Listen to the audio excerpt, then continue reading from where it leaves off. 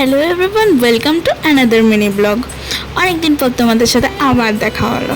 আসলে আমি দীঘা গিয়ে অনেকগুলো ভিডিও বানিয়েছিলাম, যেগুলো ভুলবশত আমার ফোন থেকে জানি না কীভাবে ডিলিট হয়ে গেছে। আমি ওই ভিডিওর ক্লিপসগুলো একটাও খুঁজে পাইনি।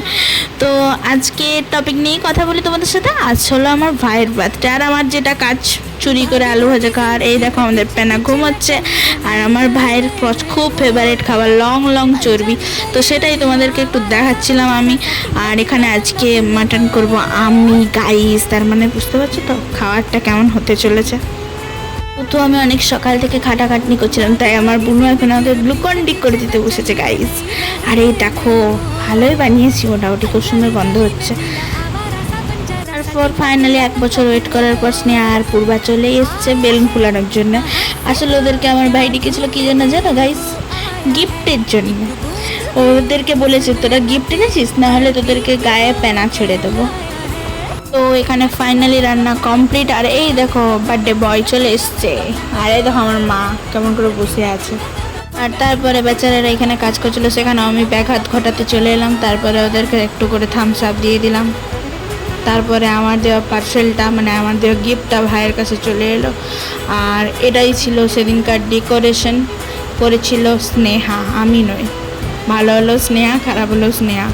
আর এই হলো বার্থডে বয়, আর আমি এবারে দিয়ে দেবো বার্থডে বয়কে গিফট।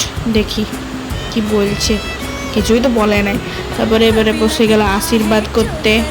তারপরে বাড়ির একে একে সবাই বড়রা আশীর্বাদ করতে করতে আমরা বসে গেলাম খেতে। আর এই দেখো স্নেহা, এই যে আজকের মেনু বলতে পারছি না, দেখে লাও তোমরা। দেখো পূর্বী মাছ খায়, পূর্বী মাংস খায় নাই, মানে মাটন খায় নাই। আর তারপরে বিকালে একটু সেলিব্রেশন হবার কথা ছিল, তো এখানে এই দেখো কিউট কিউট একটা ভাই এসেছিল। আর এই দেখো আমার বুনুটা, এই দেখো সেই বুনুটা।